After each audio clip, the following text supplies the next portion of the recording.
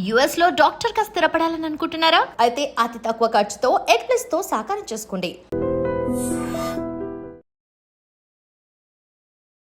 Welcome to iDream media.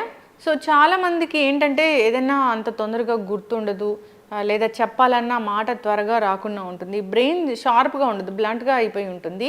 So brain షార్ప్గా అవ్వాలంటే ఎటువంటి జాగ్రత్తలు తీసుకోవాలి? అంటే వెజిటబుల్ థెరపీలో దీనికి పరిష్కారం అంటే ఏముంది? అసలు ఈ సమస్య అనేది ఎందుకు వస్తుంటుంది? వివరాలు తెలుసుకుందాం. మనతో పాటు ఉన్నారు ప్రముఖ వెజిటబుల్ థెరపిస్ట్ అండి, sun spiritual society founder Vikramaditya Guruji గారు. గురూజీ నమస్తే అండి. సూర్యోస్మితల్లి. అంటే బ్రెయిన్కి సంబంధించి ఎలాంటి ఇష్యూస్ ఉండవు, టెస్ట్లన్నీ కూడా నార్మల్గా ఉంటాయి. కానీ కొందరిలో అంటే ఏదైనా చెప్పింది రిజిస్టర్ చేసుకోకపోవడము, అడగగానే చెప్పలేకపోవడము, ఇట్లాంటి ప్రాబ్లం అనేది ఉంటుంది. అంటే ఇలాంటిది ఎందుకు చూస్తాం గురూజీ? అంటే బ్రెయిన్ అంతా బాగానే ఉన్నా ఎందుకు ఇలాంటి ప్రాబ్లం అనేది వస్తుంటుంది? అంటే బ్రెయిన్ బాగుందని ఎలా చెప్తారు మీరు? అంటే మెజర్మెంట్ ఏంటి బ్రెయిన్ బాగుందని చెప్పడానికి?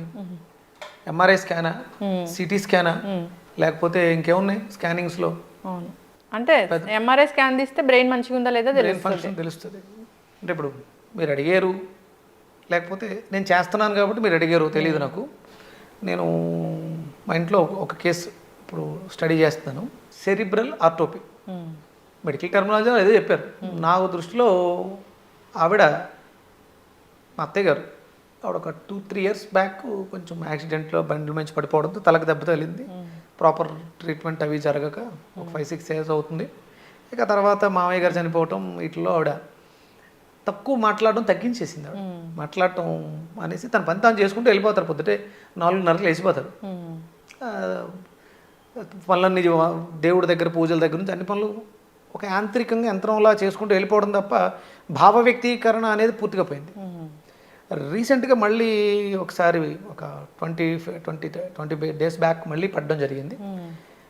కొంచెం క్రిటికల్ అయితే మన వెజిటేబుల్ దగ్గర కొంచెం చేసిన తర్వాత అసలు ఏంటి ఆవిడ అసలు ఇంక మాట్లాడటం పూర్తిగా, అడిగిన దానికి సమాధానం చెప్పడం కూడా. అప్పుడు ఆవిడ వాటర్ బాటిల్ అదేంటి అంటే అలా చూడటం.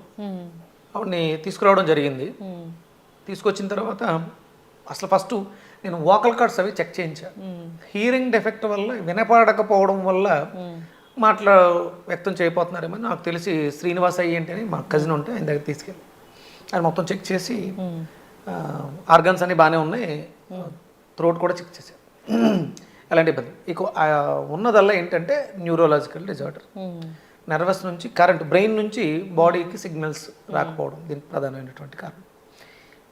చిన్నప్పుడు ఎలా అయితే మనం ప్రాక్టీస్ చేయిస్తామో పిల్లలతో బ్రెయిన్ షార్ప్ అవడానికి, మాటలు రావడానికి, అదే ప్రాక్టీస్ ఇప్పుడు ఈ ఊళ్ళో కూడా మాట్లాడుతూ ఉండడం వల్ల ఉన్నవే లోపల ఉన్నవి కరెంటు ఆన్ అండ్ ఆఫ్ అవడం వల్ల ప్రజెంటేషన్ రావట్లేదు. ఇక్కడ ఈవిడ ఎలాంటి పడటం, యాక్సిడెంట్లు అవ్వటం, సర్జరీస్ అవ్వటం ఇవన్నీ కామన్గా రెగ్యులర్గా జరుగుతూ ఉంటాయి. సరైన సమయంలో సరైన ఆహారం దానికి ఇవ్వకపోవడం వల్ల ఈ ప్రమాదాలు ఎక్కువ జరుగుతుంటాయి. అలాగే చాలామంది చిన్నపిల్లలు కూడా అలాగే ఉన్నారు. ఇప్పుడు నేను ఆర్టిజం పేషెంట్లు తీసుకుందాం, వాళ్ళు కూడా అలాగే ఉంటారు. వాళ్ళు చెప్పాలన్నది చెప్పలేకుండా బాడీలో మూమెంట్స్, ఇదంతా కూడా బ్రెయిన్ మీద ఆధారపడి ఉన్నటువంటి ఇదే. దీనికి ప్రధానమైనటువంటి కారణం చిన్నపిల్లలలో పుట్టుకతో రావడానికి కారణం తల్లి తీసుకున్నటువంటి ఆహారం. అలాగే ఇక్కడ ఇప్పుడు మనం పెద్దోళ్ళు ఏజ్ పెరిగే కొద్దీ ఆల్జీమర్స్ వస్తాయి. బ్రెయిన్ సరిగా పనిచేయకపోవడం వల్ల జ్ఞాపక శక్తి తగ్గిపోవడం, చాలా రకాల డిఫరెంట్ కేసెస్ ఇప్పుడు నేను చూస్తున్నాను.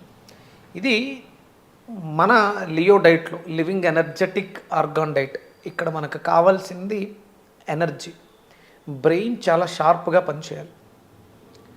వెజిటేరియన్ తినేటువంటి బ్రెయిన్స్కి, నాన్ వెజిటేరియన్ తినే బ్రెయిన్స్కి, అంటే బ్రెయిన్స్ తింటాయంటే మనుషులు తిన్న ఆహారం ఎనర్జీగా కన్వర్ట్ అయ్యి బ్రెయిన్కి ఆక్సిజన్, బ్లడ్, దానికి కావాల్సిన ప్రోటీన్స్, ఎంజైమ్స్ వెళ్తుంటాయి హ్యూమన్ బాడీలోంచే.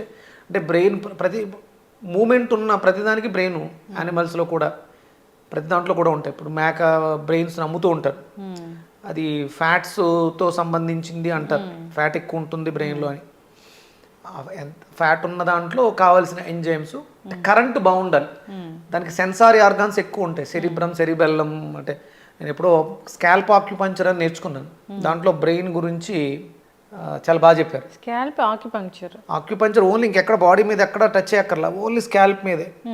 ఈ పార్ట్లో నీడిల్స్ ఇన్సర్ట్ చేయడం నేర్చుకున్నాను నేను. దానికి బ్రెయిన్ ఎనాటమీ కూడా నేర్పిస్తారు. చూసాను, అవన్నీ చూసా. ఇక్కడ ఇప్పుడు కళ్ళకు సంబంధించి ఈ స్ట్రైట్ లైన్స్, ఇయర్కి సంబంధించి ఈ స్ట్రైట్ లైన్స్, మన హ్యాండ్స్కి సంబంధించి ఈ స్ట్రైట్ లైన్స్, DU20 ఇక్కడే మొత్తం.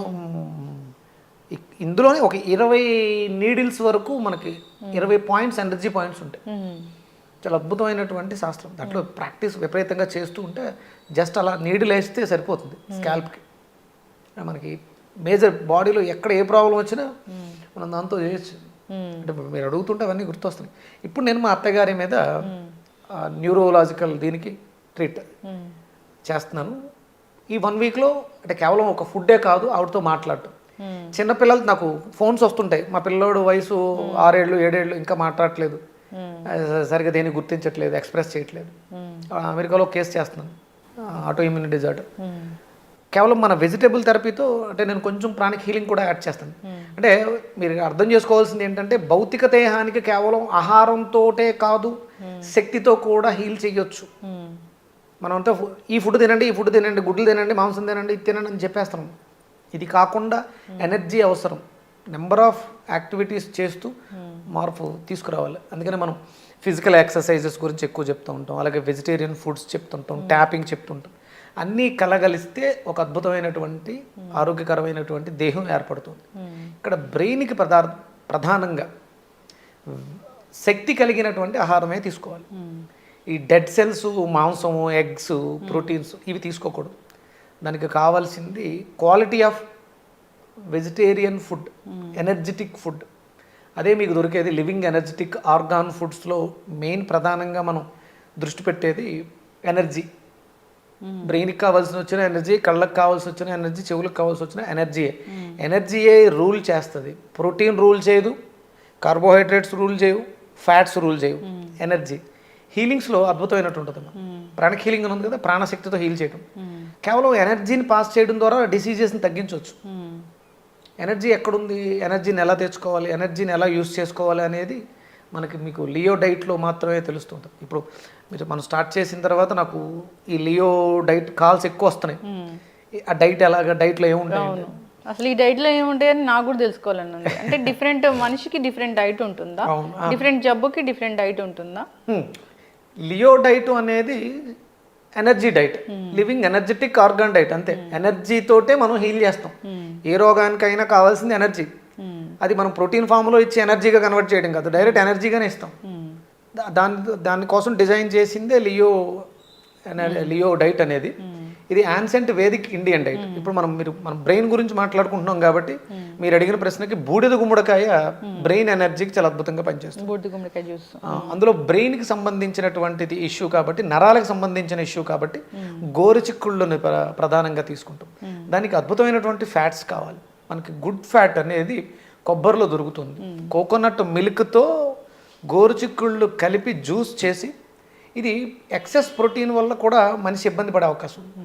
అందుకని వాటిని మనం బ్యాలెన్స్ చేయాలి. అందుకని బూడిద గుమ్మడికాయ, కొబ్బరి, గోరుచిక్కుళ్ళు, అల్లం మనం ప్రధానంగా జ్యూస్ రెగ్యులర్గా తీసుకుంటూ ఉంటే బ్రెయిన్ షార్ప్ అవుతుంది. మీరు చేస్తున్నటువంటి సాధనలో మీకు అద్భుతమైనటువంటి రిజల్ట్స్ వస్తూ ఉంటాయి. అలాగే ప్రాణాయామం చాలా అవసరం. ప్రాణాయామం చేస్తే మీ బ్రెయిన్ చాలా షార్ప్ అవుతుంది. ఆక్సిజన్ ఫ్లో తక్కువైనప్పుడు మనిషి డ్రౌజీగా ఉంటారు. కార్బన్ డైఆక్సైడ్ బ్రెయిన్లో ఎక్కువ ఉంటే కోమలో ఉన్నారంటారు కదా బాడీలో. అందుకని ప్రాణాయామం బాగా చేయాలి. అది లోపల ఎక్కువసేపు ఉన్నా, లేకపోతే మనం ఎక్కువ పీల్చలేకపోయినా కూడా ప్రమాదమే. మన లంగ్స్ కూడా చాలా యాక్టివ్గా పనిచేయాలి. దానికోసం బ్రెయిన్ ఎనర్జీని పెంచడం కోసం మనకి B12 చాలా బాగా కావాలి. B12 కావాలి కదా అని చెప్పేసి మళ్ళీ మీరు మీట్కి వెళ్ళకూడదు. వెజిటేరియన్లోనే B12 పుష్కలంగా లభించడానికి మనకి మ్యాంగో సీడ్ పౌడర్ అని చాలా రకాలు ఉన్నాయి. న్యాచురల్గా మీకు దొరకందంటూ ఏదీ లేదు. మనిషి మాంసాహారి కాదు, మాంసం తినకూడదు. అసలు గుడ్డు అనేది చాలా ప్రమాదం. అది గుడ్డు తింటే అష్టదరిద్రాలు చుట్టుకుంటే ఆడు దరిద్రుడు అవుతాడు అని శాస్త్రం చెప్తుంది. అసలు గుడ్డును అసలు దరిచేరనివ్వకూడదు. బ్రెయిన్ బాగుండాలి, ఆలోచన బాగుండాలి, ఆరోగ్యంగా ఉండాలి అనుకుంటే. చక్కగా చెప్పారు గురూజీ. అంటే బ్రెయిన్ అంటే అంత బాగానే ఉంది, సరిగా పని చేయట్లేదు, సరిగా మనం గుర్తు పెట్టుకోలేకపోతున్నాం. అల్జీమర్స్, జ్ఞాపక శక్తి కోల్పోవటం. అంటే అంత జబ్బు కూడా రాలేదు కానీ ఎందుకో గుర్తుపట్టలేకపోతున్నాము, మనము కాన్సన్ట్రేట్ చేయలేకపోతున్నాము అని అంటే దానికి వెజిటబుల్ థెరపీలో చాలా చక్కటి అద్భుతంగా బూడిద గుమ్మడికాయ అమ్మాయి. ఇంకా మీరు కావాలనుకుంటే ఇంట్లో కుండీల్లో బ్రాహ్మీ ఆకులు, సరస్వతి ఆకులను పెంచండి. ఒక రోజు 4-5 ఆకులు బూడిద గుమ్మడికాయలో జ్యూస్లో వేయండి. దాన్ని కూడా తీసుకుంటే బ్రెయిన్ చాలా షార్ప్గా పనిచేస్తుంది. అలాగే వాల్నట్స్ బ్రెయిన్ షేప్ ఉంటాయంటారు. అవి అంటే ఇప్పుడు డిసీజ్ తోటి ఉన్నాం, రెగ్యులర్గా చాలామంది తింటున్నారు. ఇప్పుడు అవసరం ఏజ్డ్ పీపుల్స్కి ఈజీ డైజెస్ట్ అవుతూ అది మనకు కావాల్సిన శక్తిని ఇవ్వాలి. వయసులో ఉన్న వాళ్ళకి వాల్నట్స్తో పనిలే, వాళ్ళకి పల్లీలు సరిపోతాయి. పెద్దవాళ్ళకి చిన్నపిల్లలకి వాల్నట్ని మిక్సీ పట్టి జ్యూస్ చేసి ఇవ్వచ్చు. అలాగే బూడిద గుమ్మడికాయ బ్రాహ్మీ ఆకులు కలిపినటువంటి జ్యూస్ ఇవ్వచ్చు. గోరుచుక్కుళ్ళు మీ బాడీకిలో ఉన్నటువంటి ప్రోటీన్ తయారీ వ్యవస్థ మెరుగుపడుతుంది. అంతే తప్ప బయట నుంచి సప్లిమెంట్ ప్రోటీన్ మీరు ఏది ఇచ్చినా, మీట్ ఇచ్చినా, క్యాప్సుల్ ఇచ్చినా, ఏది ఇచ్చినా వేస్ట్. అందుకని మన శరీరమే ప్రోటీన్ తయారు చేసుకునేలాగా కావాల్సిన ముడి పదార్థాలు కొబ్బరి, గోరుచిక్కుళ్ళు, అల్లం, బూడిద గుమ్మడికాయ, వాల్నట్స్, సరస్వతి ఆకు, ఇలా ఎన్నో మన వంటింట్లో మన ఎదురుగుండా ఉన్నాయి. సాత్విక ఆహారాన్ని తీసుకుంటూ బ్రెయిన్ షార్ప్ చేసుకోవడం చాలా ఈజీ. ఎస్, చక్కగా చెప్పారు గురూజీ. ఫాలో అవ్వాలని కోరుకుందాం. ఇలాంటి ఇబ్బంది పడుతున్న వాళ్ళు తడబడుతూ ఉంటారు, పెట్టుకోలేకపోతుంటారు, గుర్తుపట్టరు. కొంతమంది పేర్లు కూడా అంటే తొందరగా చెప్పలేకపోతూ ఉంటారు. నేను 1 వీక్లో మా అత్తయ్య గారికి జ్యూసెస్ బూడిద గుమ్మడికాయ, మంచి గుమ్మడికాయ, గోరుచిక్కుళ్ళు, గ్రేప్స్ జ్యూస్ ఇస్తూ 1 వీక్లో ఆవిడలో చాలా చేంజెస్ బాడీలో. ఆవిడ గుర్తుపడుతుంది, మాట్లాడుతున్నారు. ఇప్పుడు అంటే ఊపిరితిత్తుల్లో గాలి కూడా సరిగ్గా రేక మాట కూడా వచ్చేది కాదు.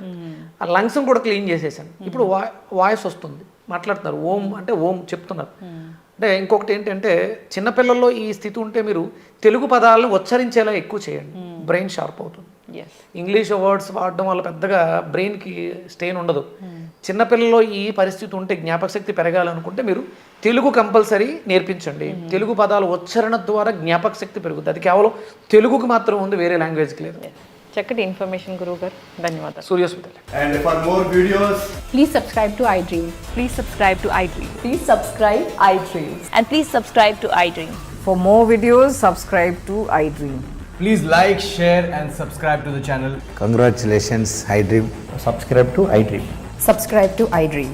So subscribe to iDream Media. iDream team andarki huge congratulations. Please subscribe iDream Media. Please subscribe to iDream. Subscribe iDream. Please subscribe to iDream. iDream అంటే నా కళల ఛానల్ సబ్స్క్రైబ్ చేసుకున్న నోరు తిరుగుతలేదు, మీరైతే గంట గుర్తు కొట్టండి. For more such videos, please subscribe to iDream. Subscribe to iDream. Please subscribe to iDream. Please subscribe iDream Media. Please do subscribe to iDream. Please subscribe to iDream Media. For best entertainment and information, please subscribe iDream. And don't forget to subscribe to iDream.